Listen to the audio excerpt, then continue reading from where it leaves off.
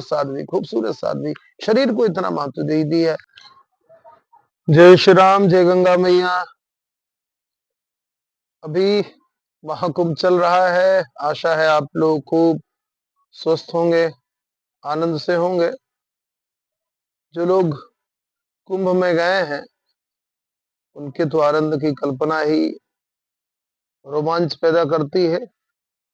अभी हमारा जाना नहीं हुआ, हमारे यहाँ से तो लगभग 120 किलोमीटर प्रयागराज। भी 26 तारीख को जाना होगा और 27 से फिर कुछ दिन वहीं आनंद करेंगे। पर यह है कि चर्चा तो पूरे देश में चल रही है। दुनिया का इससे बड़ा कोई मेला नहीं होता है।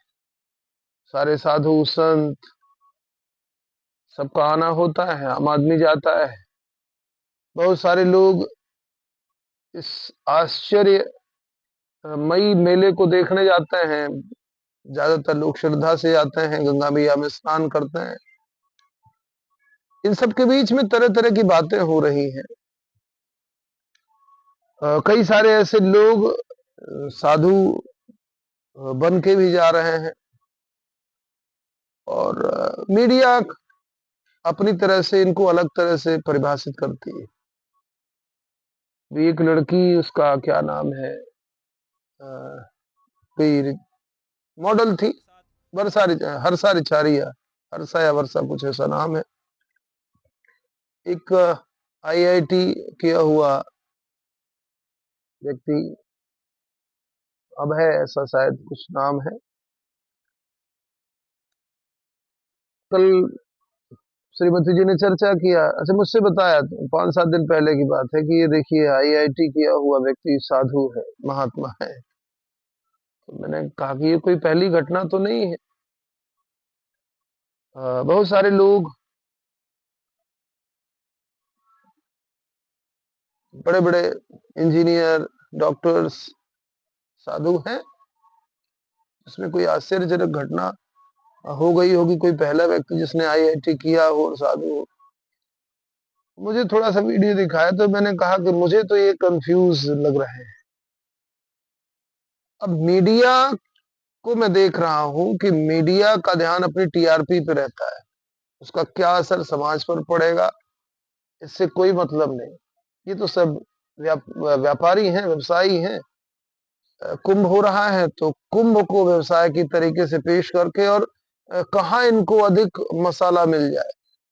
महाकुंभ सनातन का आधार है। ये विचारों का कुंभ है, विचार मंथनों का कुंभ है। यहाँ लोग अ, इस घड़े से अमृत निकालते हैं। वे देवासुर संग्राम पौराणिक कथाओं में वर्णित है। कुंभ की चर्चा वहां से, फिर आदि गुरु शंकराचार्य ने संतों महंतों को इकट्ठे करने के लिए इस कुंभ का आयोजन किया और आज ये दिव्य स्वरूप है, भव्य स्वरूप है। कुछ फुट घटनाएं भी होती हैं, तो जो विधर्मी है या सनातन के विरोधी है वो उन घटनाओं को प्रसारित करते हैं। लेकिन अगर हम मीडिया की बात करें तो मीडिया तो अपने मतलब का मसाला खोजता है। इस साधुओं के बीच में कई बार मतभेद हो जाता है, उस मतभेद को प्रसारित भी किया जाता है।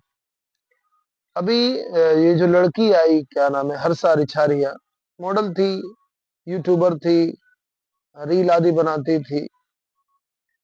फिर इसने जाकर के अपने गुरु का वर्ण किया, गुरु दीक्षा ली या नहीं ली जो भी है, पर उनको गुरु के रूप में वर्णित किया। अच्छा, जब महाकुंभ के लिए महात्माओं का, अखाड़ों का आना हो रहा था तो उस रथ में इस बच्ची को भी बिठाया गया, इस लड़की को भी बिठाया गया। और वो साफ देखा जा सकता है कि वो उस रथ पर मीडिया कर्मी भी सवार है ना। वो सवाल पूछता सबसे। पर इस लड़की पर, और क्या एक खूबसूरत साध्वी, सबसे खूबसूरत साध्वी, ये कह करके प्रचारित किया गया। ये उनकी कुंठित मानसिकता, मीडिया के लोगों की, मीडिया हाउसेस की कुंठित मानसिकता, कि जहां पर आध्यात्मिकता का चिंतन हो रहा हो, एक लड़की आई, उसका एक काम रहा, उसने काम किया।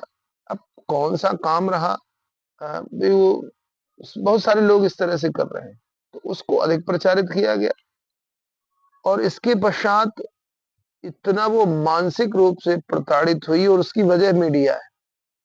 उसने संत आनंद स्वरूप जी को जिम्मेदार ठहराया कि मैं इनके कारण से वापस आ रही हूँ, जबकि मुझे यहाँ से जाना पड़ रहा है, ये मेरे लिए बहुत दुख की बात है। इसका सबसे बड़ा श्रेय मैं देना चाहूंगी हमारे आनंद स्वरूप जी को। जबकि उन्होंने ये कहा कि भाई एक मर्यादा का पालन होना चाहिए, है ना? भाई बिना दीक्षा लिए हुए और सन्यास की दीक्षा लिए हुए बिना भगवा धारण करके और इस तरह से प्रसारित करना त्रिपुंड लगा करके, तो मर्यादाएं होती हैं।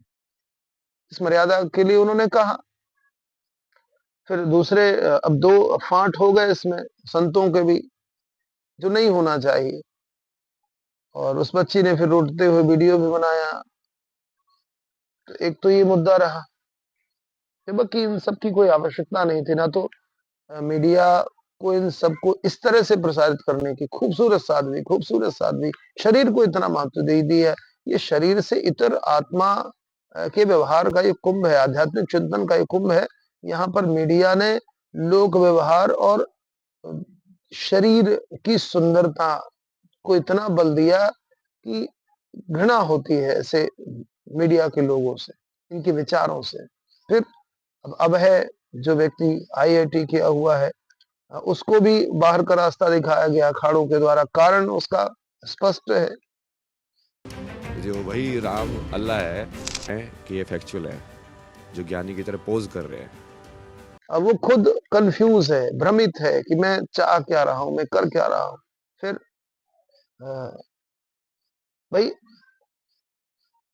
कभी कुछ बिना दीक्षा लिए हुए, अभी दीक्षा भी नहीं और अखाड़ों की तरह से उसको पेश किया जा रहा है। जैसे कोई पंचायती अखाड़े के कोई महंत हो, कोई साधु हो, पारंपरिक अखाड़ों के कोई साधु हो।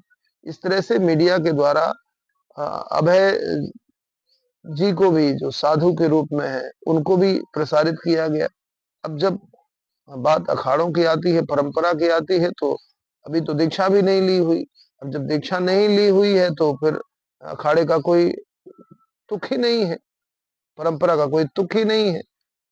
और इस तरह से प्रसारित करना, तो जहां पर ऐसा लगता है कि मानो धर्म के मूल स्वरूप में हर्षारिचार्य या अभय जैसे लोग हैं, जबकि ऐसा तो नहीं है। भाई एक एक से साधु पड़े हुए हैं, आते हैं, गुप्त रूप में साधना में रत लोग हैं।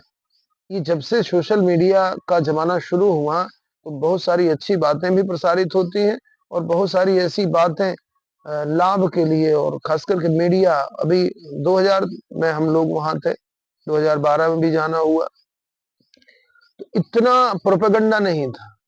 साधुओं के दर्शन हम लोग करने जाते थे और सब आश्रमों में। अब तो ठीक है कि कथा करने लगे, और उस समय सिविल सेवा की तैयारी करते थे। कुंभ प्रयागराज में उस समय का इलाहाबाद रहना होता था। निकलते थे तो सब अखाड़ों में, आश्रमों में जाकर के साधुओं का दर्शन करना, संतों का दर्शन करना, उनकी चरण रज लेना। देखिए, चूंकि इस तरह से मीडिया का ये प्रसार नहीं था कि घर घर मोबाइल नहीं थे उस समय पे, मोबाइल थे ही नहीं जब हम लोग 2000 में पढ़ते थे। तो उसके बाद तो मोबाइलों का आना शुरू हुआ। आज हर हाथ में मोबाइल है, हर व्यक्ति तक पहुंच है। इस समय पर अच्छी बातें प्रसारित होनी चाहिए, लेकिन कुंभ के उस स्वरूप को परिभाषित किया जा रहा है जो है नहीं, उसको दिखाया जा रहा है जो वास्तविक नहीं है।